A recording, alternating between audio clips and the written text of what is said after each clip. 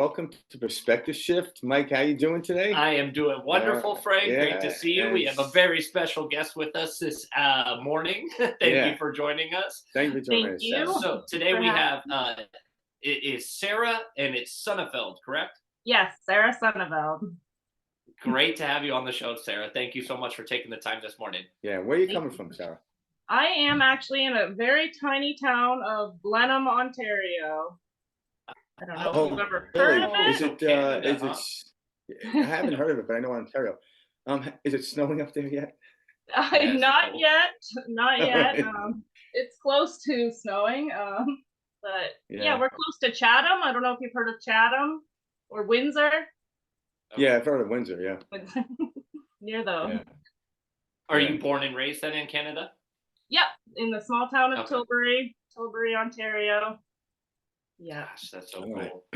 cool. So, what was it like growing up there? In a small town. Oh, very small town. I had my sister and my parents, and we had a small house. And my parents eventually, they got a little bit of an inheritance, and so we did move from a smaller house into a larger house, which was Okay. nice. But very small town. Kind of just went to the town pool, rode your bikes, Yeah. that sort of thing. Played hide and go seek around the neighborhood.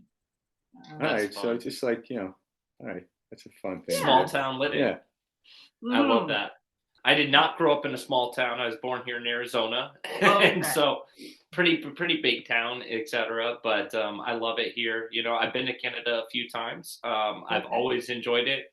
You guys have a great spirit over there, and people are always so friendly. They're I've very always happy. loved Yeah. Canada. I've never Yeah. seen a miserable Canadian. Yeah, no, No, neither have I. we're always happy. We're always sorry.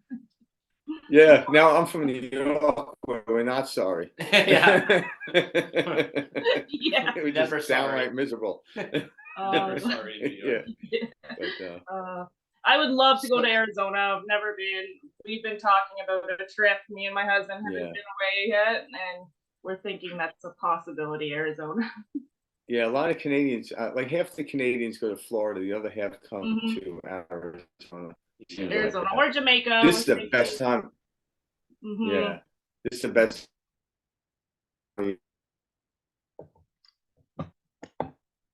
year to come to. What is it taking to be like 80 degrees or something? Yeah, it's literally gonna be perfect today. Mike Oh, had a so jealous. sweatshirt, yeah, like a winter jacket on this morning. But when I first came in, cold. Yeah, I am cold. yeah, I know. yeah. That's out of our oven stage, and here we are now, walking into the reason everybody moves here and lives in Arizona. Yeah, exactly. I would just You love know. to be able to go So and take a walk and it not be freezing. Yeah. and that's what I'm absolutely going to afternoon is try to enjoy some of this weather. Sarah, tell us a little bit about yourself in the sense of where you are at on your spiritual journey. How'd Okay. you kind of run into perspective shift? Where are things at currently? Or what's going on in your life? So it sounds like you first were introduced to perspective shift a couple years back, Yeah, and you said it so was right after the death of your father or your yeah, stepfather. my stepdad, Jim, during the corona virus and all that, he actually was going through another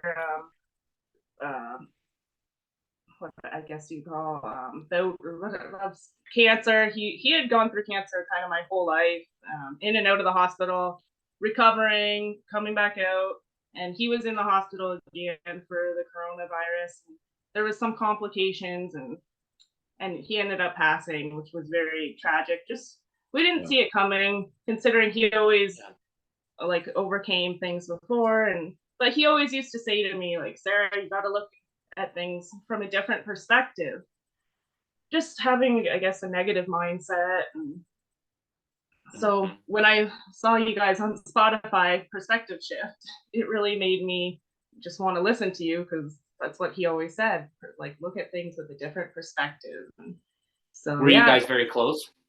yes, we were very close. I would say he was the only person that was really there for me to kind of like listen to me and like, I don't know, I make up silly little animal poems, and he was really the person to kind of just be there for me and listen to me no matter what. I think maybe we all kind of have a person like that in our lives. Yeah.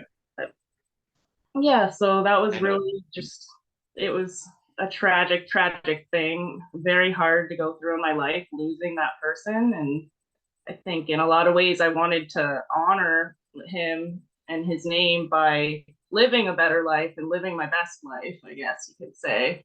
So from there, I decided I was going to quit drinking and quit smoking cigarettes. And now I'm 2 years without a cigarette, and I'm going on 2 years without a drink this February 14th.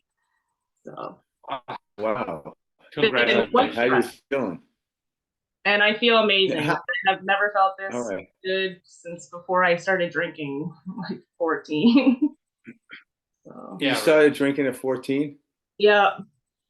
Well, in Canada, oh yeah, and so I had a boyfriend when I was 14. I dated someone who was 19. So he bought me all my booze. She started at 14. Yeah. Good point. Yeah. Half the fun when I was younger was I was able to drink. I was at that age. It's that funny. Yeah, so I remember that. Alcohol struggle for you? Was it something that you actually felt like was an issue in your life? Oh yeah, for sure. Definitely just took me away from everything else, kind of like taking care of myself, like wanting to just, make proper meals and like pizza every day. Just kind of not caring about myself really, and just always going towards alcohol, and that was like my go-to, like my best friend kind of. And even though I was only having a couple a day, like I felt, the end of it, I was really only having like 4 maybe tall cans of beers, but it was enough to, like, it was all I was looking forward to. And I didn't want to just have one thing to look forward to anymore. I wanted to just kind of have more. I know what you mean. I haven't had a drink probably in a few years either. I can't even remember the last time I even caught a buzz, but I do remember when I would try to drink regularly, or I would come home and I would have 2, 3 beers or whatever. And it's definitely used as an escape. It's a way to turn off the thinking mind. It's a way to get out of the thoughts, this prison of thoughts that we're stuck in. And that's kind of where I feel like a lot of people are at is, we don't understand what this instrument is that we have. And we're not taught what that instrument is. And so we grow up thinking, okay, we're just this separate self, we're this separate body. We have to go out, we have to make money, we have to make as much money as we possibly can, because that's the only way to, find comfort, find safety, and to quote unquote, be happy or experience life. Yeah. And I remember pulling away from alcohol, and or I remember using alcohol as a way to, to check out, to turn off the, those flood of thoughts that are constantly kind of, eating, around you, etc. Have you found yourself working on any modalities such as meditation or breath work or anything like that as you, stop drinking, etc., things to kind of just help you connect with your inner self? So yeah, I have been trying to. I know sometimes I find it difficult to just sit down and meditate.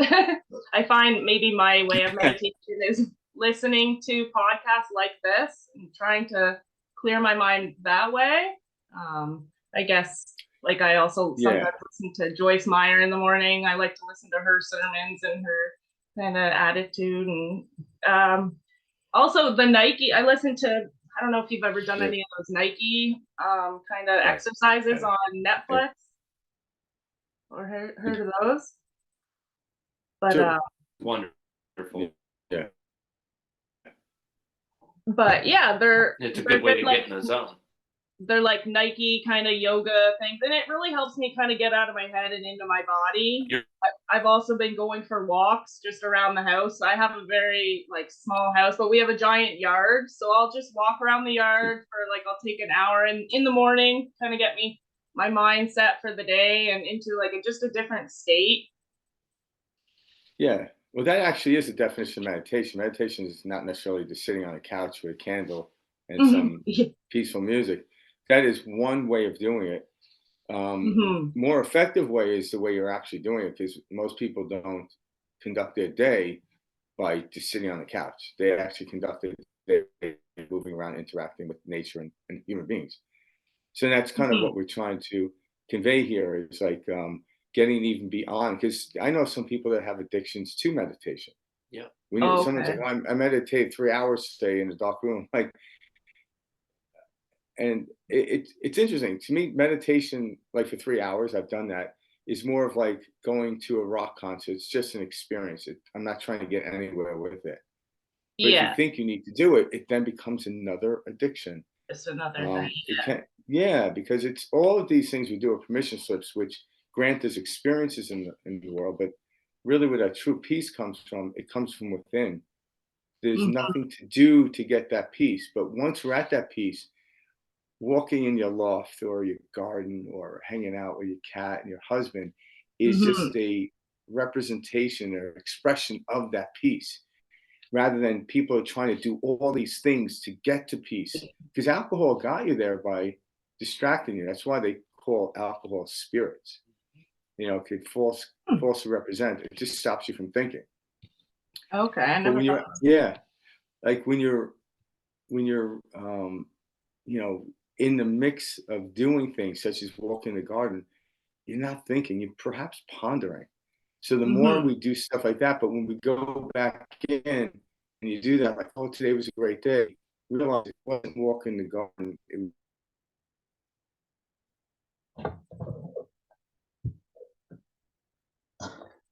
You were allowing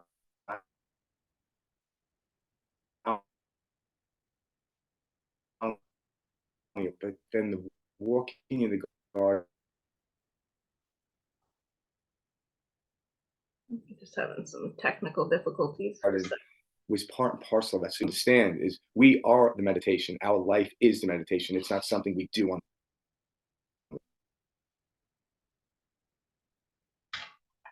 the side, what we do on Saturday all the time. I like how Frank brought up. Oh, are you hearing us? Can you hear us? It just Can cut you hear out. us? It's kind of There like you go. cutting Hear out us? a little bit. Let us when you. Okay. Yeah, it's a little hesitation. We can see Yeah. you and we can hear you. Can you hear us? Okay, now it's good. Now it's good. It must just have been a little thing. But yes, walking in the garden and All right. And having that moment or that time to just be with yourself. And when we say yourself, we're talking about, that quiet space within you. yes. I liked what Frank was talking about with how meditation can become addictive. And that's true. Like anything, as we create these habits, and we can become addicted to anything. And there are people who, if they don't get an hour meditation in that morning, then they feel like their whole day is thrown off. And it's like, whoa, whoa, whoa. We shouldn't need something, outside of us, or that the idea that we have to do something in order to get into a certain state, that is a misconception.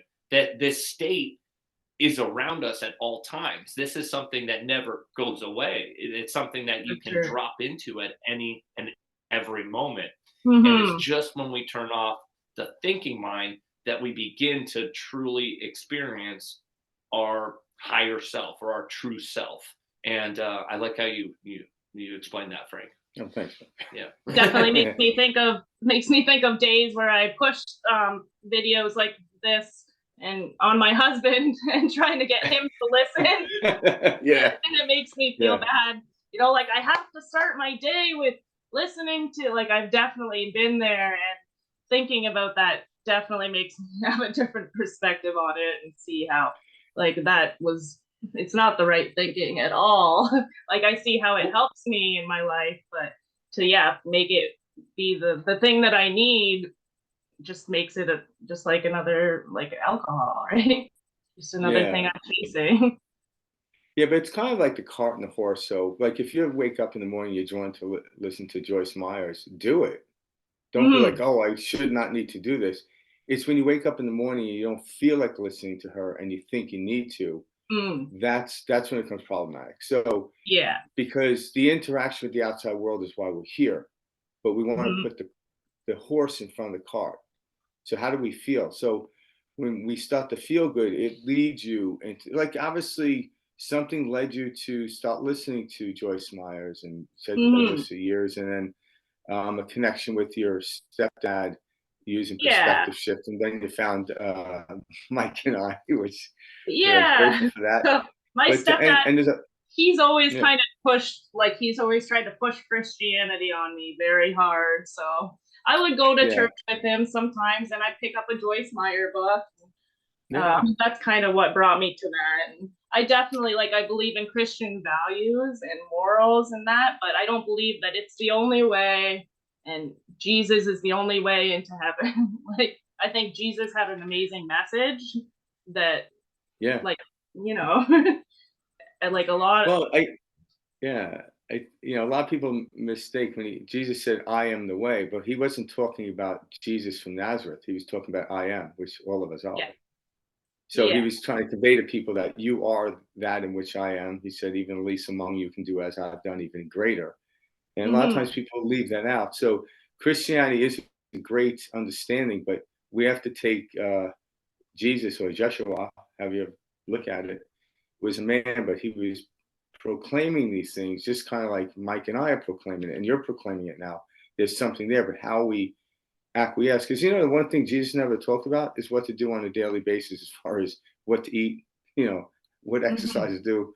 You know, he never laid out a plan for people to do. He just was the Hmm. kingdom of heavens within you. So I was like, okay.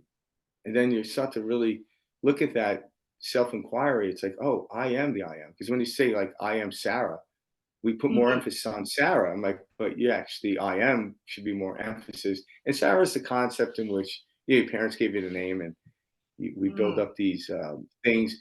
I I am, or I was, however you want to label it, an alcoholic. But that's just a character. Like, just like Tom Hanks is no longer Forrest Gump, but Hmm. he was.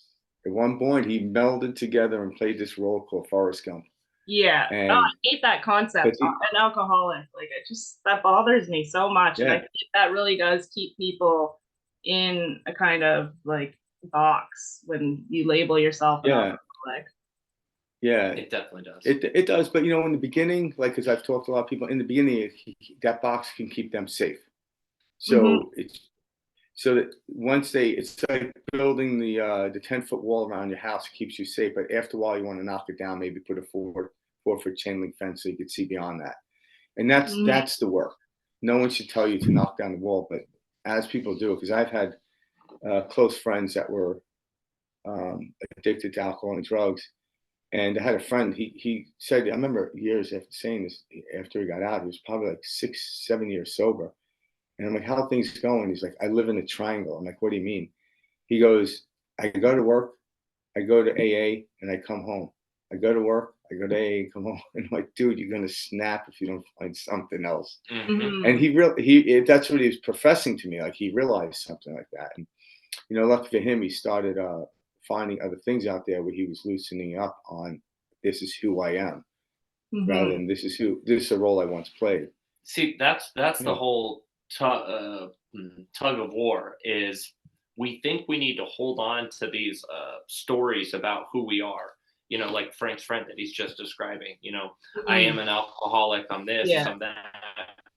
Every day, what we are, who we are, what we want to experience, etc. And so, if every day we're telling, I'm this, or I'm that, or I'm no, I can't go to this event because alcohol is going to be served there. I can't do. Yeah. You absolutely can. We just have never been taught that voice inside of our head is not us. Those are Hmm. simply thoughts, and we weren't taught what this instrument is. We weren't taught that, hey, this thinking mind is actually used to experience, It's used to be right here, right now, and to take in our five senses, etc. All of this, but we have put this weird emphasis on the thinking mind, especially in like Western culture, that we need to figure things out and that we need to, plan, and we need to do all of this mental exercise. When in Mhm. reality, life is flowing. Life will continue to flow. It always has. It always will. And it's learning to step into that flow and allow, not step in and we can call it thinking, but what it really is it's us, our mind judging. I don't like this. I do like this. This would be Mhm. better if this was this way. If I only had this type of family and if I only grew up this way, this would have never happened to me. If I came from money, all these different things are these judgments that have just become a mind pattern, a habit, a Mhm. series of thoughts that we think of on a daily basis, and we're identifying with them. And we are calling us that, saying, that's who Sarah is, that's who Mike is, Mhm. that's who Frank is. When no, those are a series of thought patterns, those are a series of habits. I can see that because I'm aware of it. What we are is the awareness. We have this awareness that's a part of us that sees all this happening, hears all this, and it's learning to detach from that and go, oh, I'm none of that. I've never been Mhm. any of that. I've just been identifying with it and calling myself that day after day after day. And I've Mhm. become the character. I only identify with the character rather than stepping back and knowing that there's this whole being, your true self, behind this character, if you will. Mhm. Frank, you want to But it expand on that? Well, yeah. What I'd like to ask you is, now that you're on this journey, when you took Mhm. this hard left turn, if you will, have you noticed any synchronicities that are popping up in your life? Because this is Great really question. what people want to hear about. It's like, okay, here we Mhm. are. You went through this thing. Okay, um, what happened on the other side? Because when we start to open up to new ideas, new concepts, the world expands, and in the way it expands for us, we notice synchronicities start to occur. So give us a little detail in your life, what you've noticed since you quit smoking and quit drinking, and do Joyce Myers and others once in a while, and like what, like how, because it's, we want to make sure people know is, yes, it's not a mundane life without cigarettes and drinking. I mean, just it's actually more exciting, believe it or not. Mhm. So yeah. Yeah, So what are some of the definitely. synchronicities that hit you? Yeah. So I do have one specific story I can tell you, but apart from Yeah. just That's why we're Please. here. being like so kind of more in tune with people and just feeling love like I never had when I was drinking, kind of, because when I was drinking, I was just so stuck in my head of, I guess, hating myself and hating on myself that I didn't feel that love from, my family, my mom, my dad, my sister, even just like somebody, you know, just your coworkers. Or but so recently I had something amazing happen, but I'm having things like this happen to me every day, really. I was kind of on just talking to Jeff, my husband, and I was telling him, so I have this painting, I thought you'd be interested in it, because he works on the railroad, and it was a picture of a train. So I was looking around for a while to find this picture, and I finally found it, and I'm like, it's pretty cool because it has some stones glued to the front of the picture. And anyways, I showed it to him. He was like, "Oh, that's awesome." I didn't think much of it. The next day, the very next day, I was on my way to work to the furniture store that I have been working at, and just thinking like, wow, this is just amazing. I've gone from like working at the factory and just really hating my job to working at this amazing like furniture store and like being a great salesperson. And I'm like, I just hit my goal of like beating my husband and how much I made in one day. Like I just, like things have just been happening left and right. And I kind of just said like a prayer like out into the universe, and I was like, please God, just show me, is this where I'm supposed to be? Like, am I supposed to be working here? Because I've been through about 10 jobs since I moved to Blenheim from where I lived before. So it's been difficult, and I was really wanting that confirmation of, is this where I'm supposed to be working? Like, is this where I'm supposed to be in life? And so I went to work, and it was a very slow day. I had a customer come up to me, and he said he was looking for a specific painting. And I said, okay, sure. Like, I'll bring you over the paintings. And he's like, but it's not just any painting. It actually has rocks glued to the front of it. And I was like, okay, that's weird. And he's like, it's a train painting. And I just couldn't believe it. Like, my jaw dropped. Like, he showed me this painting of a train that looked just like the painting that I just painted. And I just showed Jeff the night before, and I hadn't thought about this painting in, like years, actually, like over 5 years. And just for this customer to, come in and like ask for that same painting, like, and for me to, I don't normally typically on my way to work ask for a sign from God to show me things. And just automatically I thought about that I had asked on my way to work, and it's just like, wow, like this is where I'm supposed to be. Like, it just kind of hit me like yeah, every moment we are where we're supposed to be. And I kind of made like a little note in my diary, like that night, like, if it's not where I'm supposed to be, maybe I should be painting. So God, I love that. That's a very cool story and synchronistic. Yeah, it is. That's profound. It's profound that you looked at, because a lot of times people they come across synchronistic things.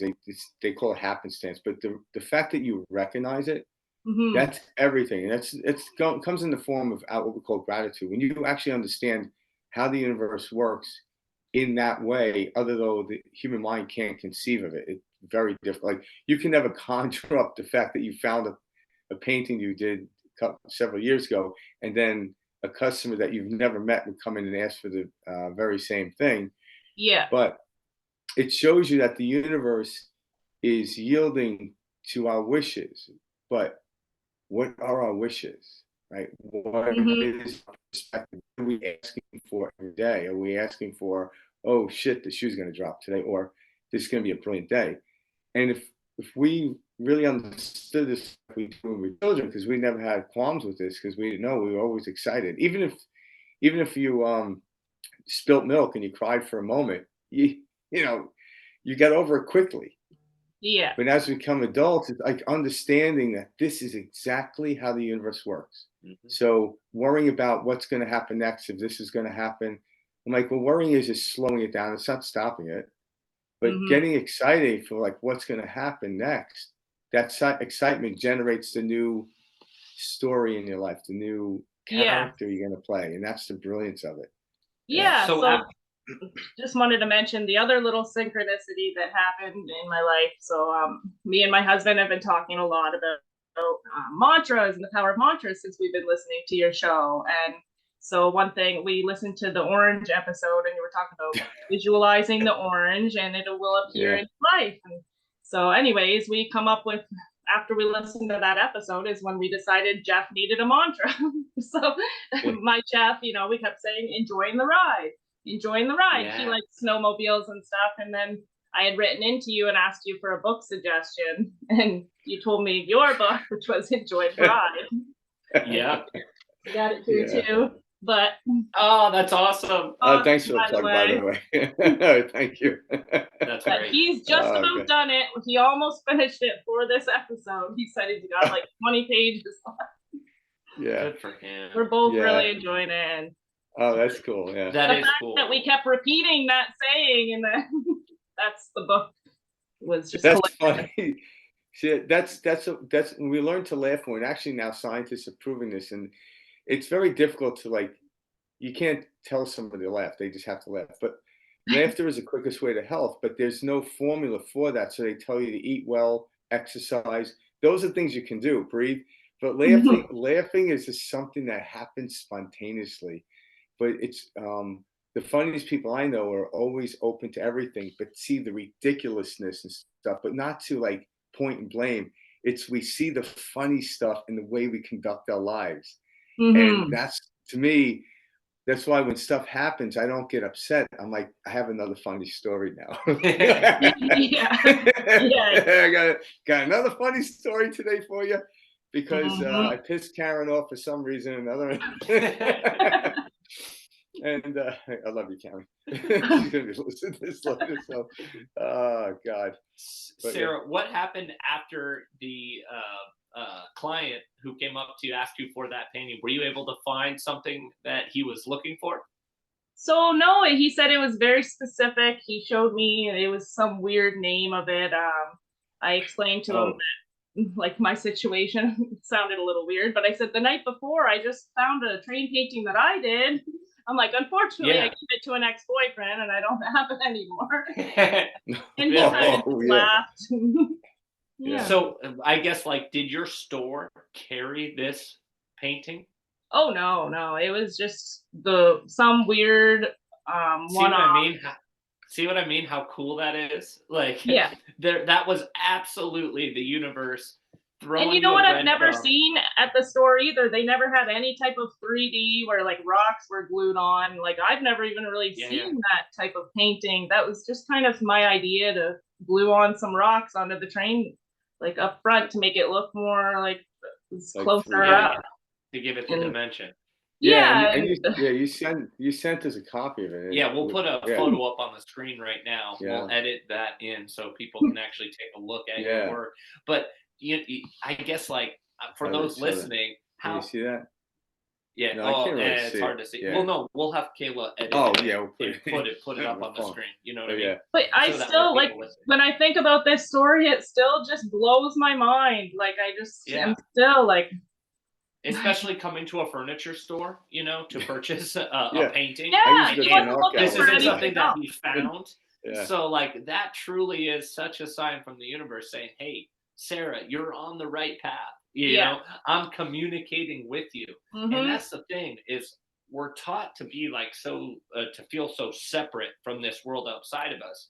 But as you start to speak to yourself, speak to the world around you, etc., Mm-hmm. you start interacting with this plane, Yeah. this plane of existence that we call it reality. All this science has proven there is nothing material about this world. Everything is vibrating particles, and when you go all the way down, we're just space. And so to think that, like, our actual thought, our intent is not sending any type of signal to this experience, that's ludicrous. It Yeah. absolutely is. Oh yeah. Just Yeah. in the moment, you experience, and I just think that is so fascinating. yeah. And there's plenty more to come. That's the brilliance of it. I think Mm-hmm. once you get a taste of it, it just keeps coming. And I think Well, that's yeah, this where years ago I struggled with this, and a lot of people that come to me and talk about this, they struggle with it because they're looking for this defining moment. And I'm like, there isn't a defining moment. We're in, it's continuous. They understand that we aren't perfect. Well, the reason we're not perfect is because we're not done. So the perfection is the fact that we're not done. So we are perfect. Mm-hmm. So there is no defining moment. There's no. Everyone seems like I want to get here. I'm like, there is no way to get. where are you going? Yeah, because you start at peace and then the world opens up. And if you can dampen yourself and forget about put the veil on the peace and not experience the peace. But peace is what's there. Because you wouldn't know anxiety if you didn't know peace, period. Because if anxiety was your natural state, you wouldn't notice it. But we never, when we're in the state of peace, we never complain. But when we're in a state of anxiety or depression, we complain. Why? Because that's not our natural state. That's Yeah. the brilliance of it. So our natural state is peace. It's just now, how do I stay close to peace without the outside world stretching me too far out? I'm like, well, that's the game. That's the game of human Mm-hmm. Well, existence. Yeah. and I think a lot of that is acceptance. It's allowing Mm-hmm. as these situations happen in front of us, experiences with family members, friends, work, relationships, all of that, we judge it and we say, oh, nope, this shouldn't be happening this way. If it happens this way, it's not going to work out how I pictured in my head. And Yeah. that couldn't be any further from the truth. In fact, it's quite the opposite. As soon as you kind of start to let go, things things tend to work out in a much better way that you could have never imagined. Yeah. One way that I describe this experience is, you ever see one of those Chinese finger traps? Yes. I used Yeah, to have one. that's yeah, me too. Yeah, you get them at like the little Chuck E. Cheese It once took me places. 5 days to get out of that thing. 5 days. That was in high school. Right. Well, that is the perfect analogy for what this experience that we call reality is, Mhm. which is the more we pull, the more we try, the more we struggle, the tighter everything gets. It's not until we just let go and relax that this toy, whatever, Yeah. let's go, you release that. Yeah. That is like a perfect way to describe this experience. And as you allow and allow and allow and not judge it and not say it shouldn't be this way, it's Mhm. crazy how this world starts to work out. How Oh, did you feel when this person came to you and asked for this painting? Like, what type of oh. emotion were you getting? I just like my Yeah, jaw right. dropped Aw. right away, and I thought of my painting immediately, and I couldn't believe it. Like it was like a Punked episode, but I knew that it was Yeah, the right. universe. I knew it wasn't Ashton Kutcher, Yeah. and Yeah. it was I just know. yeah. When he walked away, you were left with this feeling of like, for that, Oh yeah, I right? went and told everybody. I called my mom. Yeah, I called my yeah. mom when I was at work. I'm like, Mom, you're not gonna I believe this. What just happened to me? Like, I called my yes. husband. I'm like, Jeff, like, you're not gonna So believe this. And even he is like, now he's where he didn't really believe in this manifestation and things. Like yeah, now he's like right on board. Like we've been yeah, saying prayers at dinner, like thinking of yeah, the things that we want. We want our chain gated water hole, tiny house, like just yeah, all yeah. of our Yeah. dreams, and we're really visualizing them to the point where we're like, because we know that it's like that could happen. So that way that you lit up was because you felt it and you experienced Yeah. it. And that feeling right there is the state you need to get into, Hmm. each and every day. Every Anytime, moment. like, yeah, it's this knowing that I am connected to everything around Hmm. me.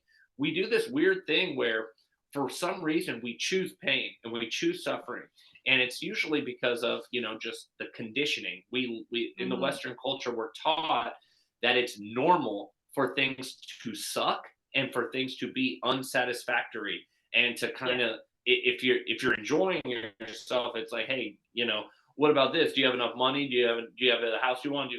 Why are you so Yeah. happy? And that's Keeping all up with the total bullshit. Joneses. And we choose to play along or not. Sorry, go ahead. Oh, I was just saying, like keeping up with the Joneses.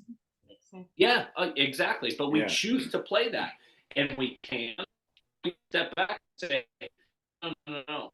I know that what I'm experiencing here, I'm going to experience out here. And it's hard at first because we grew up, like Frank would say in the beginning of this episode, you're given the name, Sarah, you're given your culture, where you're born, you're given your religion, your Christianity, this is how you're raised, etc. And then we have to grow up defending this identity that you never chose, but you were told to believe because you were saying, no, you are Sarah, you are this, Hmm. and you're not any of that, Yeah. and that's what this experience of life is coming into this world and being like, oh my goodness, I get to choose. Hmm. I'm stepping into my awareness, and my awareness is I am not the character, I'm experiencing the character. And as soon as I started to kind of get into this, Hmm. is when more and more of those synchronistic moments, like you just described, began to pop and pop and pop. Hmm. And it was the universe showing me, look, man, you're involved. This is a relationship. This is symbiotic. Like, how do you feel? How you Yeah. feel matters. If you're looking for connection, you'll find connection. If you're looking for separation, you will find separation. And they've Hmm. done this scientific studies, and they've proven this, with things like the double slit experiment or whatever, which just shows us that until we observe something, it's infinite possibilities. It's Yeah. anything is possible until we observe. So when we go to observe something as today's probably going to suck, which is honestly very sad to say, but the majority of people when they first wake up, it's another day of work. I've got to drag myself out of bed. I got to get that. That right there is starting their day saying, I want to experience shittiness. I want to experience lack. I want to experience what I know I experienced the day before. That's what we're telling this vibratory universe around us. And then we act surprised when it does suck. And we're like, see, I knew it. I knew it was going to suck. When we could easily as flip that switch and begin to experience the bliss, the peace, the love, the acceptance, the excitement that's all around us. Yeah. Yeah. So another thing that And I've also been to doing, keep, you just made me think of it in the mornings, just kind of to start my day. So I have written like my Beatitudes on like, so I read them every morning, like Jesus' Sermon on the Mount. So I read each one of my Beatitudes, and it just kind of helps me. Like, even if I don't want to, and I wake up like, oh, I don't want to go, I'll go there and I'll read it. And then, so now throughout the day, it'll pop into my head, like, I am grateful for my challenges that lead me beyond my extremity towards God's opportunity. Like, and so the more I read those in the morning, and I've been doing that for about 2 years now, reading all of my Beatitudes in the morning, and that just, it really helps me kind of set my mind, even if I don't want to. I've just been forcing myself, and it's probably the best habit that I've ever made, just to kind of say those things. Yeah, and it's at some level too, like even take that and just soften it up, because we're already that. Like we don't have to do anything. And in the act of not having to do anything is when all these things show up. Because think about, like, what activity did you really do for this guy to come in with the painting? You know, it was very little and soft. So sometimes people get hung up on, like, oh my God, let's really get down to this. And then they start another curriculum of doing this stuff. And that could be another heartfelt type of thing. So the more we loosen up and realize the true meaning of allowing is accepting everything. So if you're allowing, there's no such thing as a shitty day, because how do you define a shitty day? Because it's raining out? And like, well, we need rain on the earth. Like, there's different ways of looking at it, but it just is.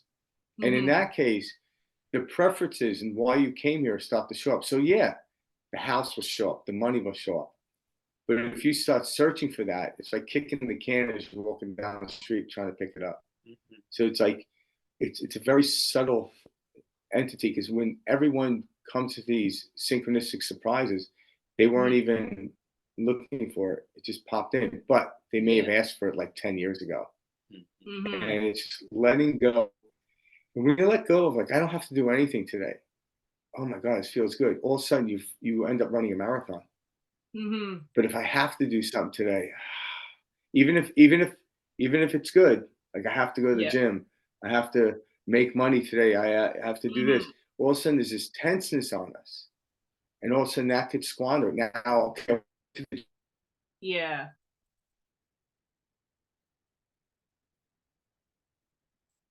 crush 1,000 calories into this, and I'm like, at the point we can allow yourself not to have to go, but you're going to want to go. The kid never had to go to the playground; they just went. So we want to get back to that childlike state in which Jesus came here to teach us. Where that's why when kids we were always happy, regardless of the situation, because we weren't trying to get anywhere. So trying to get back to that mindset when we're not trying to get anywhere, you're not going to be sitting on the couch playing Xbox unless you're enjoying your company with friends. This whole world opens up and you get excited. You're going to want to travel the world or start a new company or this and that. It's the expression of who we are. The child that was excited and climbed the tree was a byproduct of their excitement, but not the causation of it. It was an expression. So we want to express life through love, but we have to be in the state of love, not, oh, look what happened, now I'm in love. I'm like, no, I'm in love. This is why it happened. I like that. Two things I want to bring up to you, Sarah. So one is what you were describing when you were talking about how, getting up, reading the Beatitudes, that feeling, that connection, what you're doing. So have you ever heard the term neuroplasticity? Yes. Okay, that's Changing your brain. exactly what's going on. Yep, that's exactly Mm-hmm. what's going on, which is you are firing new neurons. Mm-hmm. Your brain in that morning, you're creating a new habit, a new way for information to travel. Same thing. Now I'm going to go to like the second thing I wanted to mention. How you brought up that your husband, you know, unsure of manifestation, unsure of his participation. Mm-hmm. So there is never a time that we are not manifesting. It is happening all the time, right now, in every moment, etc. And it's our thoughts, our feelings, what we're sending out. Mm-hmm. And so the same thing with the neuroplasticity; these tie in together. But your husband, for example, if he's having a feeling of, oh, this does not work, oh, life's this way, whatever, there is no surprise why he is experiencing that. And then you see, as soon as he flips that switch with you, and you Mm-hmm. guys step into this creation, that now begins to show up. And it's like, whoa, whoa, whoa, there's something here. I remember this stage of my journey too, because that's how I was raised. Oh, what do you mean? You just, where you keep your attention, what you're thinking about, what you're feeling, Yeah. like that matters. Because we're taught that there's this like absolute world outside of us Mm-hmm. that's like happening no matter what, even if we're not there. And that's Yeah. bullshit. It just is. This whole Mm-hmm. experience is because of you. I am a character in your story right now, just like Frank is, etc. Just like you're a character in my story. And how we Mm-hmm. perceive these is that experience that we call oneness. But so, like, for those listening, the way you approach, how you look at something, don't be surprised when you experience it that way. And that is what I mean when I say manifestation is always happening. Mm-hmm. Whatever way we choose, whatever we're taught, whatever our dialogue, whatever our narrative is, we are writing the story that we are experiencing out here in our third dimensional reality.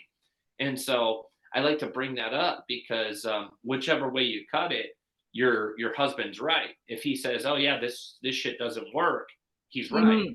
Yeah. If he Yeah. says, "Oh, this absolutely works," he's right. Then he's And right. this is Yeah. hard for a lot of people to understand because we're taught that there's this absolute world that is, Mm-hmm. this is right, this is wrong, this is truth, this is false. Mm-hmm. And that is incorrect. That is not what this reality is. That is not what this experience is. There is no absolute truth. The only absolute truth is the I am, which is my experience. I exist. That is your truth. That's your absolute truth. Mm-hmm. Everything outside of that is details and part of your journey of remembering who you are. Yeah, and Yeah. to touch on what Mike was saying, in order, like, more practical way to get into the understanding of how this works, it's kind of like a TV. Now you have like Netflix, you have all these um, online programs. Streaming. Yep. Mm-hmm. You can, right now, in any given moment, every movie and every TV show is playing now. So we can tune into, but a lot of people are tuning to things that they don't really prefer. But then I ask, why don't you prefer it? It's because they don't think they have a choice of anything else. It's not really they don't have a preference. They're stuck in the vibrational frequency they're in. Mm-hmm. Because to what they may think is not preferential, to somebody else, that's the kingdom of heaven. So there's no empirical truth to the definition of it. Why we feel this way? Because we don't feel like we have the capacity to shift to different frequencies and characters. It's like Mm-hmm. music.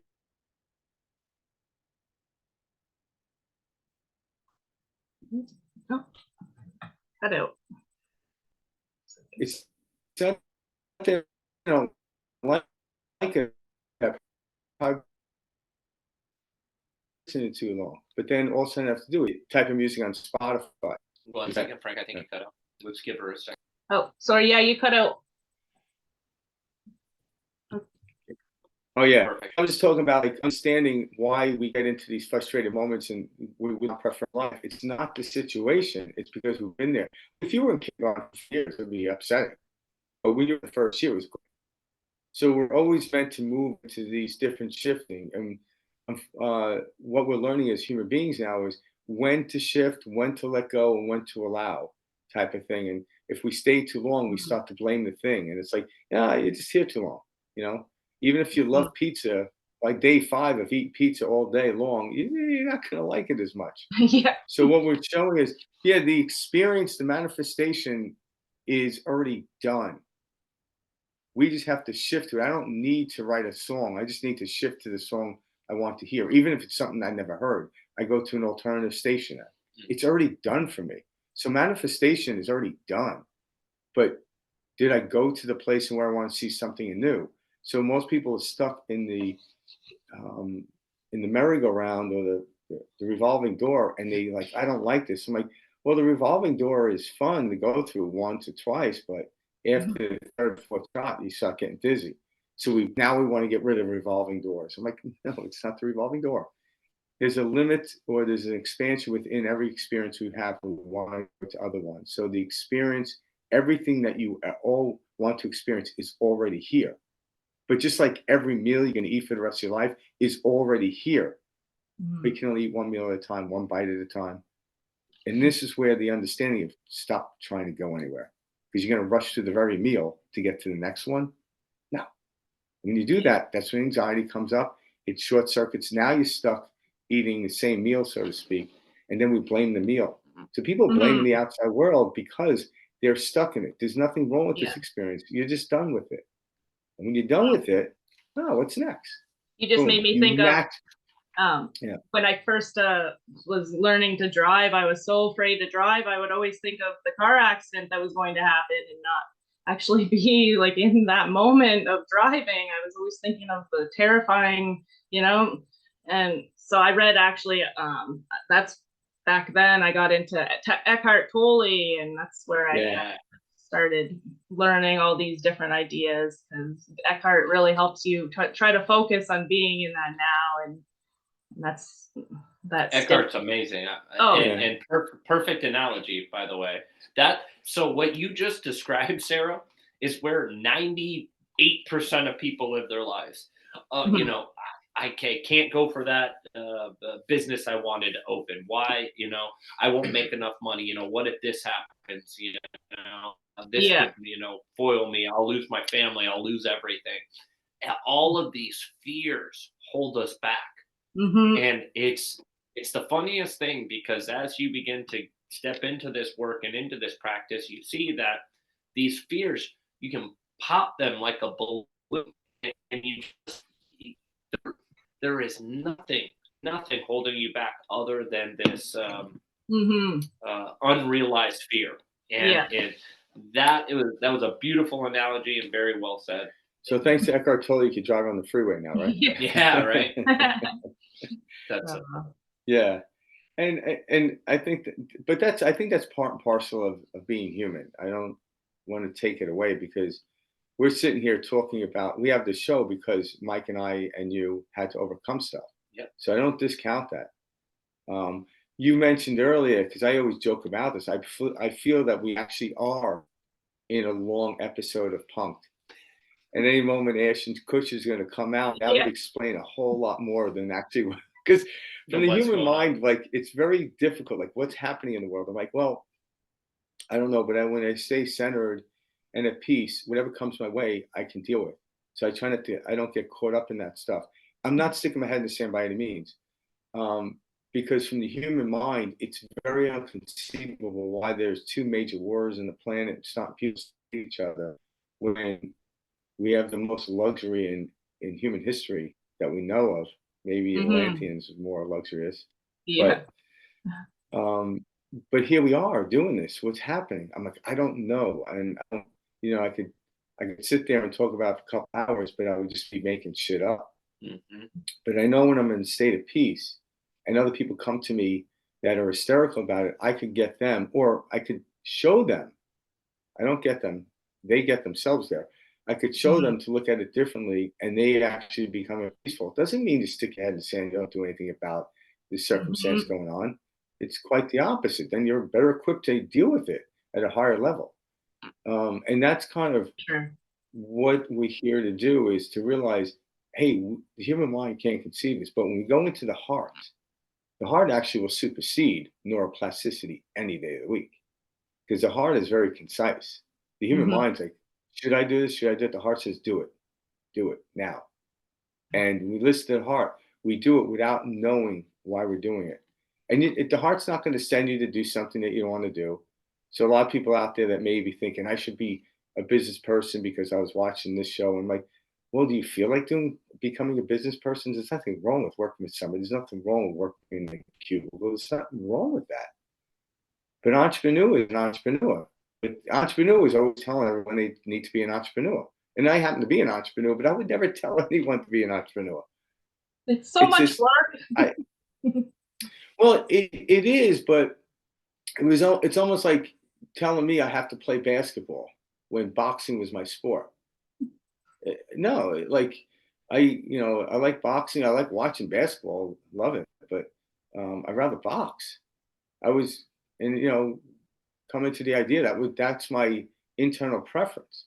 But if someone convinced me that I had to play that and it made more money, it was more, and like all of a sudden anxiety starts. So a lot of people are trying to sell people ideas of how they're supposed to live their life, and everyone's combating. You need to be this. You need to have that. And I'm like, slow down. No, you already know. You came in knowing. You knew, when you were a child. Now we're trying to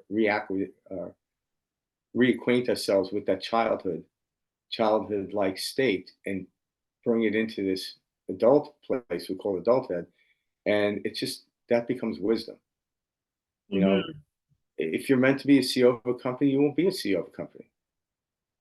And if it's a struggle, there's going to be challenges. But if it's a real struggle, maybe you should sit back and think, what are you trying to do? Is because of the status, or are you trying to do this because you're actually really good at organizing companies? There's a difference. And once we understand that's who we are at the core, because we are physical beings and humans, but the I am is the one experiences. So I don't want to exclude and separate the two because it's one. Because Tom Hanks was Forrest Gump at that moment. They weren't separate. But there was also something knowing that he was also Tom Hanks. And we have to make sure we don't just separate it, like we're going off and doing something that doesn't matter. That gets people in a lot of trouble too, thinking like, oh, doesn't matter. Like, it matters to the human being, and the soul is there just to guide it, like the director does in a great movie. So we become the director and the great actor, and we understand what great acting is. We know when we do something well. We know when we do something wrong. Why? Oh, just check it. Go back, look at it. Oh, how can I do this differently? How can I do it more elevated? Wow. But the way I did it before allowed me to elevate. So the way I did it before was perfect. This is a new perfection coming in. So. I love that. Yeah. How did you notice, or what did you notice about your relationships as you began to kind of step into this practice, or to your higher self, your true self? Like, what did you start to notice about, like, not only the relationship, but the relationship with your husband, but also like with your family members or things like that? Yeah, so definitely a separation, I would say. Like, I guess, well, since I quit drinking, like, me and my dad always used to drink together, so I don't do that anymore. Okay. So I'm kind of living a different life now. It's not that I was just said goodbye and don't talk to him anymore. It's just now I'm focusing on different things. I don't want to talk about, going to get drunk, I guess. Like, I'm focusing on thinking about things that, I guess, provide like abundance in my life in different ways, like in terms of like wealth or just friends and socializing with people, and just, so I guess I've been moving away from my family quite a bit. They're definitely all very into like work, make money, which I totally agree. Like, we need to go to work and we need to make money, but it's very much just, that negative mindset towards getting up and going to work, and just, I guess Getting not drunk on the being happy. weekend and rinse and repeat. Yeah, exactly. So I'm trying to distance myself in not a negative way, and just kind of focusing on my own things and focusing on different things. Well, I mean, kind of like developing a new family with my new husband that I just married and focusing more on that, which, yeah, it's like a whole new life, really. Yeah. And that's the nature of elevating to different levels. And it's not to say the level your family's at is wrong. It's just you're done with it. Yeah, exactly. It's That's not it. that Yeah. they're It's not a doing judgment. something Yeah. wrong or that like I'm like we're not fighting. There's nothing like that. It's more just I'm on a different area than them, different Yeah. modality or however Yeah. you. Yeah. Now, do you find yourself running into people now coming into the area of synchronicity that are talking about things at this level that normally you don't hear at cocktail parties or at the bar? You see her interacting with people on the Talking about, same like, say, vibration as stuff you. like Eckhart Tolle and Yeah, definitely. Like some of the other. Yeah.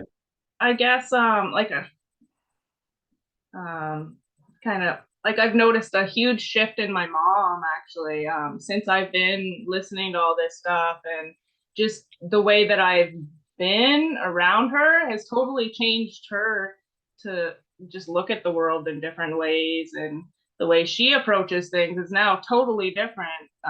So that's definitely an interesting thing.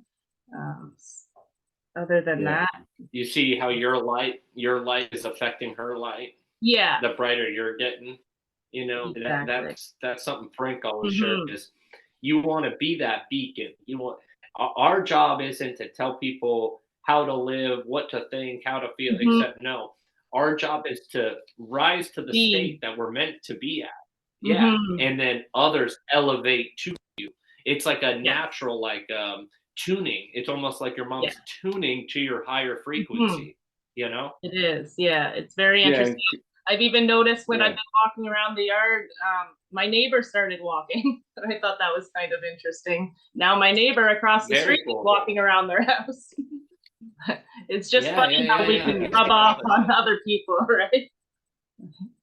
Yeah, there is, and again, this is one of the things they study now in science, especially in quantum physics. Um,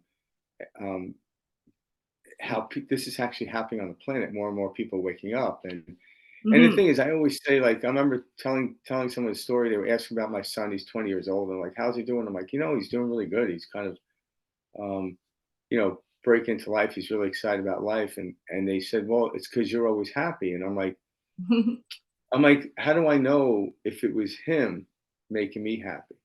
It's to me, it's a chicken and the egg. I don't take Hmm. responsibility. It could have been the reason I'm saying this is like I don't know if it was my choice or was a choice inserted into my head. Almost like the idea when you're driving to work one day, it dawned on you to pray to God for something. Where did that idea come from? We don't know, Hmm.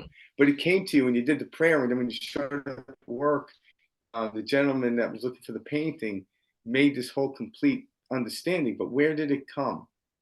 It just came out of the blue. And because when we let go and allow, we step into these other frequencies where these other ideas came from. Like Einstein didn't intellectually understand E equals MC squared prior to it actually coming into his idea. Then it took him 10 years or so to publish it.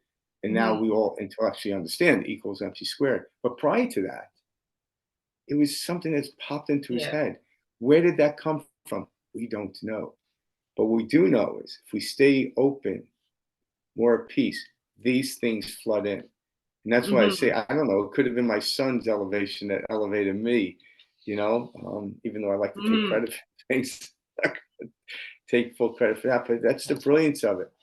Because if we start to take credit for it, then when the weight of the world comes on our shoulders again, oh, my neighbors are unhappy, so therefore I got to pick up the speed. Like, no, don't put that weight on you as well.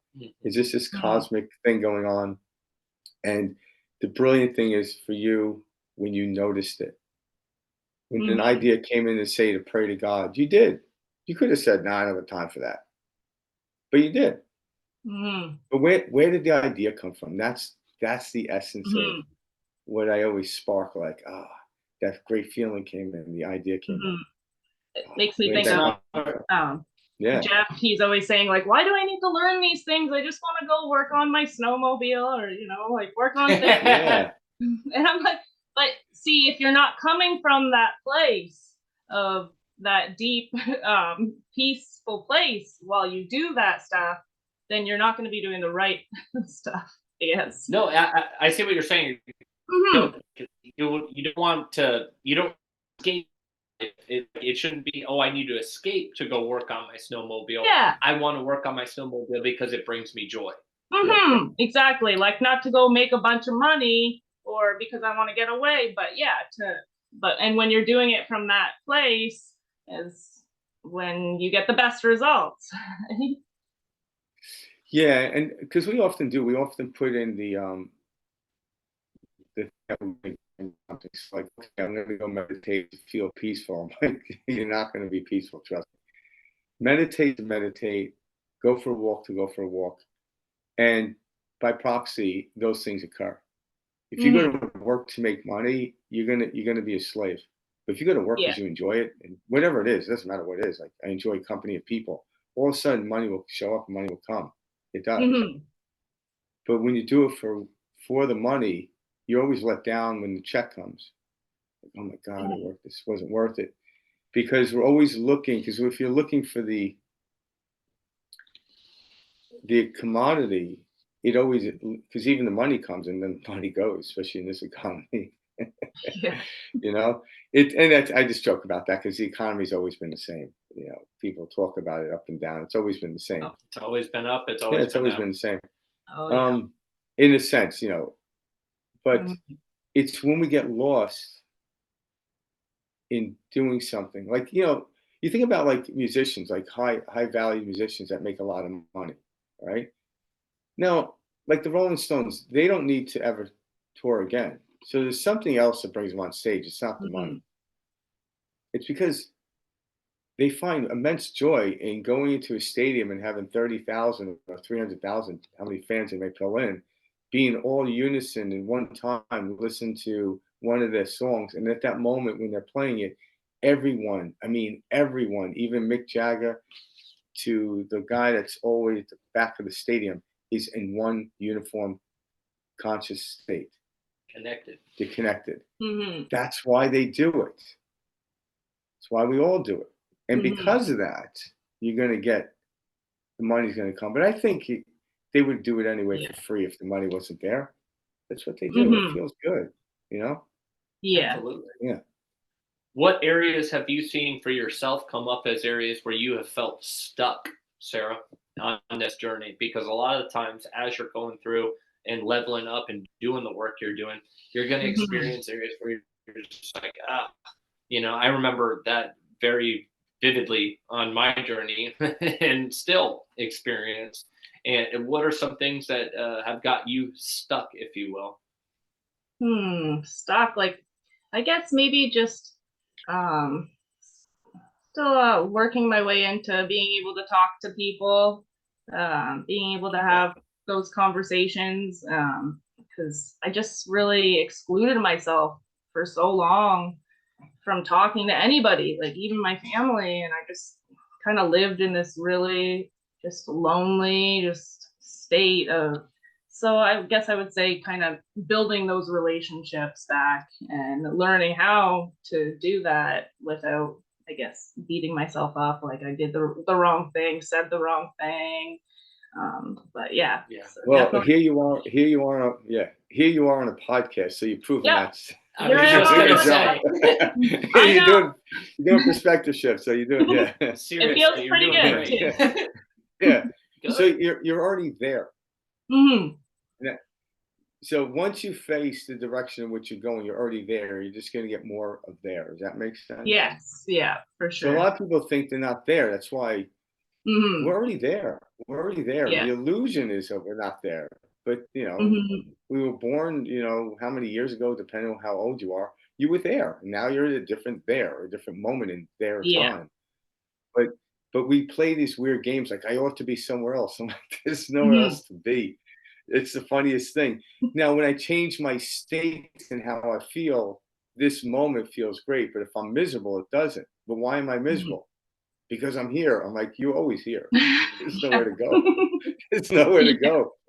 So laugh about it. There's nowhere to go. There's really nowhere to go. I love the definition of insanity, which is, as many know, all know, doing the same thing over and over and expecting different results, right? Mhm. So by definition, our society, our cultures, our world, we live in an insane world. We wake up, we run out the door, we got to get things done, we got to go Mhm. buy gifts for holidays, we've got to do this, we got to do that, and we're expecting things to just change. And it isn't until you're at the stage where you're at, which is, oh, I can participate in feeling this way. Oh, I can Mhm. participate in, identifying with that set of thoughts, that set of Yeah. habits, that I've identified Yeah, exactly. for Mhm. 10 years, 15 years, etc.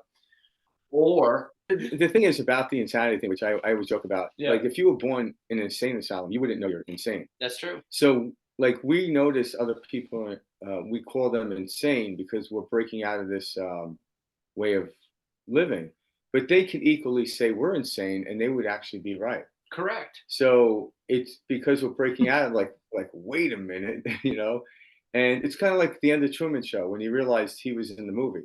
But the joke wasn't on Truman; it was on the people that spent their whole life thinking or pretending they were his friend. And Mhm. then once he left, they had nothing left to do. So they were the joke, not him.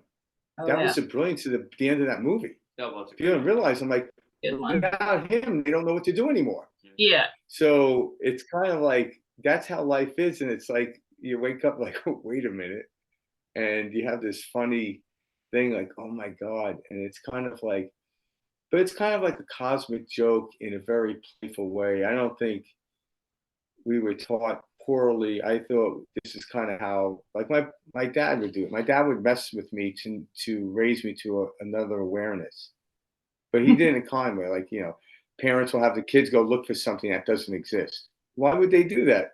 Well, it gains a little wisdom by doing that. You mess with them. Zen masters used to mess with their pupils, just to mess with them. But that's where they gain the strength. So that's how I look at life. Life is like I'm in a Mhm. Buddhist monastery and it's just messing with me, and I'm like, but I don't fully know if it's messing with me, so I'm not quite Yeah. It's like, like yeah. I just keep. But then the awareness, yeah, like at any moment. But like when I'm alert and I'm aware and I'm at peace, I could see things coming at me at a pace in which I can deal with. Mhm. But when I'm like worried, I can't deal with anything. I can't deal with a damn email if I'm worried. It's true. Yeah. But when I'm at peace, I'm like, you give me 20 emails, I could deal with it right now. I could, Mhm. Yeah, it's almost like I'm always explaining to Jeff, it's like that blank screen, and then you have all those different things on top of the screen that just clutters it all up. do anything.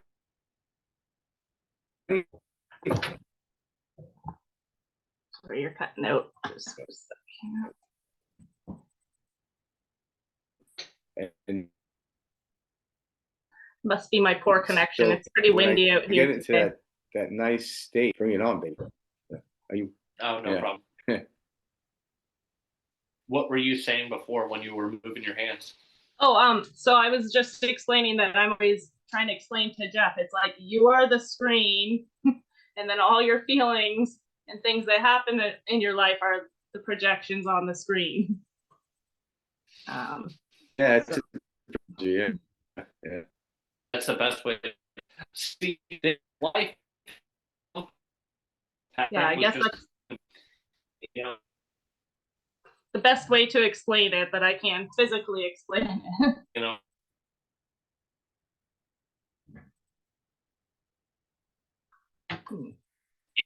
is it, isn't it? No, that was a That's a perfect great way to explanation. explain it. Yeah, there's probably no better way to explain it. Yeah, like Yeah. Plato also had that with the Plato was a series of became so identified and attached to a projection, if you will. Mhm. That's what Okay. we're experiencing. That's what Mhm. this reality is. If science has proven that we don't have matter, there is no matter. It's all space Mhm. vibrating very, very quickly at a rate we couldn't even fathom. Then what are we experiencing? We're experiencing light. We're experiencing uh, Experience. space. Yeah. Yeah. Experience. Mhm. So, yeah. So it's kind of a cool letting go. See, a lot of the spiritual work, at least for me and my perspective on my journey, a lot of it is letting go of these ideas that certain things are so concrete and that the world is black and white and that there is an absolute right, there is an absolute wrong, and all Mhm. of these different things, and stepping into this, it's this and that. It's not just this or that, Yeah. Hmm. Well said. you know? Yes. Pretty exciting stuff. Yeah. What's like a goal that you and Jeff are working on right now, or what's something that you guys share in? Goal that we're working. Well, I guess we're kind of have this dream to build a tiny home one day.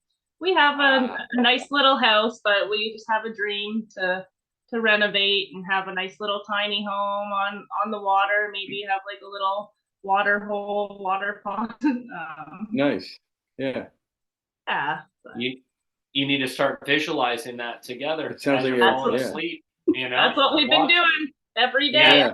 There's there's a pond down the street, and it's funny because just the other day we saw they were digging, and we're like, that's it. They're starting to do it because we've been starting to think about it. There you go. Seriously though, hold that thought and Yeah. really lay into it, because Yeah. Well, when you do build that, we're having you guys both back on the show. Yeah. yeah, because I also will tell too, you as soon as we get that. Yeah. yeah, notice like planting a seed. Once you plant the seed, let it grow. Like you don't go too like you think about when you said that prayer Mhm. on your way to work that day. You just said the prayer and it was done. Mhm. So plant like in other words, you already set the goal and what it looks like. Now get on with your lives and Yeah. watch it show up. Mhm. Try not to because when you go day in and day out thinking about it, you're realizing you don't have it. You're creating resistance. Yeah. Yes. Yeah. So be Exactly. careful about like every once in a while, like, oh yeah, like think about it, but don't be like, okay, we gotta think about this tonight. I'm like, Every no, dinner, like it's this not is what we're thinking about. No. yeah, Yeah, yeah, you're creating resistance, yeah. So and it's Okay. pushing it away from you rather Yeah. than bringing yeah, it closer. just like a farmer plants a seed, they know it's going to grow, so they don't stand over it. Mhm. Plant it, it's done. But you only have to ask once. And the universe has really good hearing, a lot better than me. Karen has to tell me 5 times before I get something. But the universe hears it right away. And then me trusting it allows me to move in a direction where I'm going to find it, so to speak. And then bam, Mhm. it happens. Bam, it happens. That's what we call synchronicity. Yeah.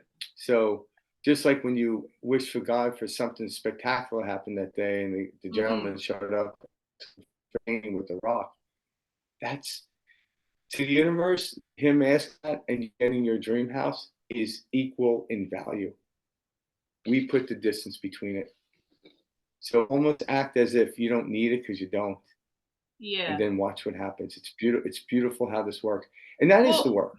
Because the now I've truth been is, it'd be wondering. nice if you, yeah, Now I've been wondering if maybe it was a sign to tell me I should start painting again. So, yeah, Take it. yeah. Do you feel like? yeah, Do you like to paint? Does it make you feel good? yeah, I do. I'm in my flow and Yeah, I paint. So I might get back you know, into that. yeah. Your kids, painting and stuff, and actually is the expression of your flow. That's why a lot of times you get an idea of something, but if you Mhm. don't like if Einstein didn't run with the theory that came to him when he was a young boy, we would have never knew what equals MC squared was at the time in which he presented. It would eventually came out, I'm assuming. So when you have an idea to do something, even if you just go and buy the canvases, and that's all you have to muster up for the day, follow Mhm. that thread. Follow Mhm. your excitement as far as you can with zero insistence on how it's supposed to work out, with the most positive attitude towards it, and watch your life expand. That's a Bashar quote, by the way. It's not a Frank quote. I love that.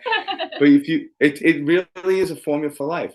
So Yeah. if you feel like painting, if you just make it to the store and buy canvases for that day, that's all you need to do, and then see what Hmm. happens. Because that's the journey. It's like if I want to go somewhere I've never been, I put the address in the GPS. GPS knows where I am. It knows how to get me there, but it only can reveal one bit of information at a time. Make a right Hmm. hand turn. And if I fulfill that right hand turn, it will then grant me another one. So a Yeah. lot of people just have ideas, but they don't like. So you and your husband want this beautiful house. Well, when you got excited about it, it's like, hey, let's go get a cup of coffee. Go get the coffee. Where's Mhm. that? Like we don't know where it leads us. Eventually, you'll get to the place where you're close enough to the destination where you can start seeing other Mhm. signs that, like, oh my God, it's about to happen. But in the beginning, it's very arbitrary. But I trust, like, people trust the GPS more than they trust their higher self. Like I wrote in my book, the guidance system. Hmm. They trust that more than they trust their higher self, which is a very interesting thing. But because we never taught to trust that, Mhm. and that will send you impulses. And so when you feel like doing something, act on it as best you can. There's no perfect Mhm. way to act on anything. Yeah, So and yeah, I'm trying to do that and more just live in the moment instead of, because it's so easy to start overthinking, like, oh, okay, well, if yeah, I become an artist, a starving artist, like I'm not going to make money, yeah, this and that and the yeah, other, right? But when you live in the yeah, moment and just enjoy, like who's to say I need like millions of dollars anyways? Why am I even thinking about that? Like that's just yeah. And at the same time, don't We were exclude taught. the millions of dollars. Don't try to, but don't yeah, exclude it, but also to don't try to figure out how to get it. yeah, As much money as you need for your experiences, that will come to you, Yeah, hmm, and then some. You won't have to worry, you won't have to stress, you won't have to, plan. All of these things that we were taught are just ways to really, kind of keep us from getting into that vibratory state, which is hmm, I am at peace right here with everything I am. yeah, I trust that the world is unfolding exactly how it needs to be in order to bring me to my, highest and best purpose, or what I'm trying to accomplish. yeah, I try to remind myself of that, too, because you're right. What amount of money is enough? Who yeah. knows? What's the journey? What's the path? Do you need Hmm. millions? You might, and if you do, it will show up. But that's the thing is, again, we were so taught that, oh, money's the only thing that's going to bring you happiness, and we all know that's not true. We've known this isn't has not been true for at least 20, 30, 40 years now, and it's been publicly discussed. You see it with our actors, actresses, songwriters, rock stars, etc. Money is not happy. No. So why do we keep pretending that it is? yeah, What Hmm. are we really searching for? Freedom. We are searching for freedom. And how do we get freedom? We have to give it to ourselves. And we were taught that that's not a possibility. We're taught that it is given to us by an authority figure outside of us. We are validated by the world outside of us. You are not this until something outside of you tells you you are that. And that's what we're breaking away from. yeah. And man, does it feel good when you break away from it. Yeah, it's kind of like if you picked up something heavy, say a water bottle or whatever, and you walked around with it for 5 hours. The Hmm. greatest relief is putting it down, which is the most simplest act you could ever do. It's called letting go. Hmm. So if Earth is ever to teach us anything, it's to let go. And when we let go, we don't fall; we actually rise. Because if I was holding something, it's actually making me way heavier. But when I let go and I step on a scale, I'm actually lighter. So lighter actually represents a higher frequency. So the more we learn to let go of, the more of the things that we want to acquiesce with happen. We see it. If I go Hmm. higher into and onto the mountain, I could see the valley from a more broader perspective, and I can see how everything works. And and I get it because you have to experience this. Yeah. Intellectually, jargon doesn't help people overcome this. You have to experience it. And when people experience it, like these little synchronicity you have, will lead you to do more and lead you to do more. That's the way it's supposed to be. Hmm. But us talking about, like, I can never explain to somebody how great pizza taste unless they've had it. And if they had it, I don't need to explain it. Otherwise, it's just, I could probably get them to eat it by using like, hey, have you ever eaten a donut? Like, yeah, well, it's not really like a donut, but it's just as satisfying, you know? Okay, I like donuts. So they might eat the pizza, you know? And they're like, oh my God, you know? And that's what we're doing with Perspective Shift. We're trying to get people to eat donuts. We're well, but we're letting people know, like just in your story that you're sharing right now with us, Sarah, it gives people this sense of hope that like, oh God, something's out there. Like that story you shared, that synchronistic moment of that gentleman walking your place of business and asking for something that you guys don't even sell on the day you ask for a sign. Oh my God, that's a synchronicity. Yeah. And that's what this experience is about, is allowing ourselves to open up to those types of experiences. But if that morning you said, oh, none of this matters, none of this, the world's out to get me, and you closed up and you separated, that gentleman would have not walked in. That situation would have not happened. And that's the thing, is we think that, oh, that would have happened anyways. And that's not the case. No. And it won't change until you go for it. It won't change until you try, because you have to have the belief. Because like we've been talking about this whole time, it works no matter what.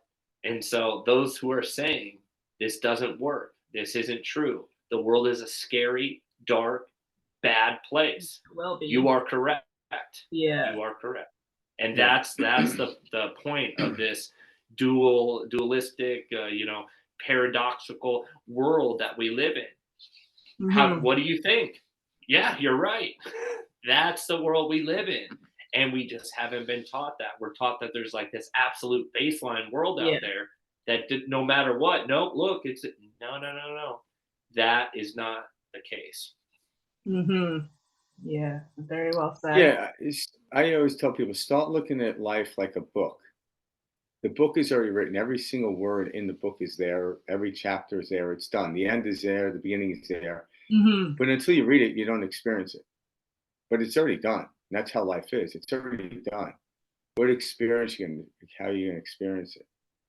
And people are like, oh, I don't know if I'm on the right page or whatever. I'm like, if you take any book and read it, you just flip to the page, so I'm chapter 5, and then go to chapter 38 and flip around. If you end up reading every single chapter of every of that book, at the end, you'll understand it. Absolutely. You might be a little confused based on the author's linear perspective on how the story was told, but you would understand it. But you have to read every chapter.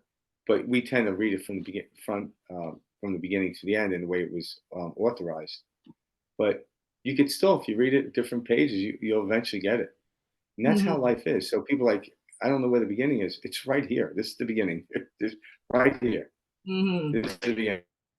Moment's a new beginning, or it is the beginning of a new expression of how we're going to do it. And that's the present moment. Every time your heart beats, you're a new person. Yeah. We want to thank you for sharing your story, because, again, it helped me. I like that little story, the great story about the painting. Me too. That was, Thanks come on, for having you can't me. make that shit up.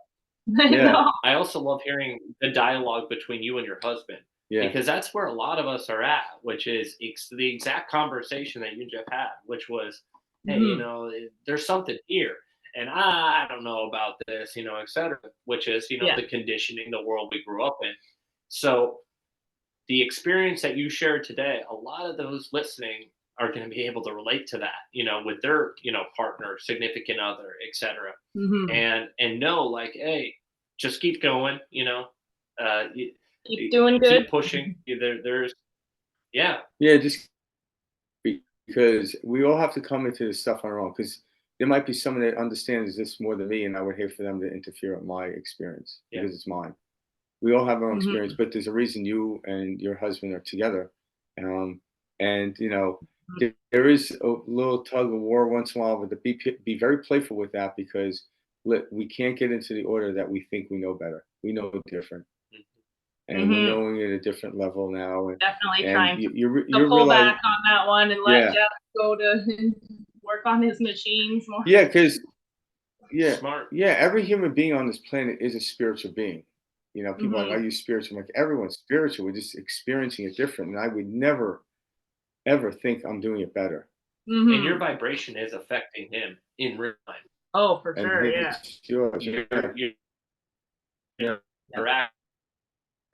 you know, Yeah. so hold that state and you'll be surprised people and friends and family that you see a major difference in, like you saw with your mother. You know, Yeah, I'm already you're seeing it gonna in see Jeff that all too. over. He's already telling me stories about how much happier he is at work, just kind of thinking about things differently. So Yeah. And another way to look at it is when you see the change in your mom, it's actually you're seeing the change. Because your mom is just a reflection. Me and Mike are a reflection, just like everyone around me is a reflection. So when I see something in them, it's me I'm looking at. So if I see something I don't like in somebody else, I'm like, hey, what's in me that I need to rather, you know, rectify and get over, rather than try to get them to, you know. So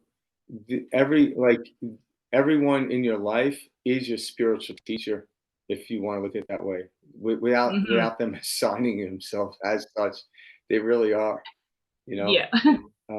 like even when you were drinking, that was your spiritual guide. There was something there that you learned that you had to go through. It seemingly came out on a different path from it. It's like, wow, it's an amazing story. You don't want to take that part of the story out. You know, that's a big part of the story. But yet, nonetheless, Sure. you know, where do you go from here? And that's the brilliance of it. Yeah. I love that. Yeah. Well, Sarah, we're gonna have to have you back on the show as soon as you and Jeff manifest your new No pressure. home on the lake. For sure. No pressure. You know, Definitely. water. Yeah. You know, Yeah. it seriously was. No, thank you so much for having me on. I mean, I really love your book too, by the way. Jeff's almost finished, so thank you. You said you had another book? Thank you. What was your other book? You have another book? I mean, they're actually fiction books. Yeah, it's published yet. I'm looking for, because that book I self-published. The other books I want to traditionally publish, but the other ones are fiction books. Yeah, so yeah, I like to tell stories, as you can imagine. So I get a kick out of writing down stories. So yeah, well, maybe that's you what can we are. send me a couple of the books, and I can get those ones too. Okay, you got it. I love that. Thank you so much. Well, much yeah, love thank to you. you. Thank you. Husband, so nice meeting both of you. So great to meet you. We'll check in with you. You know, we'll be in touch and we'll chat. It's just thank you for sharing your journey with. Yeah. No, thank you for having me to share it. And I hope that it can help someone out there. We're all on the path. I'm sure it will. It will. Thank you, guys. All right. You have a nice.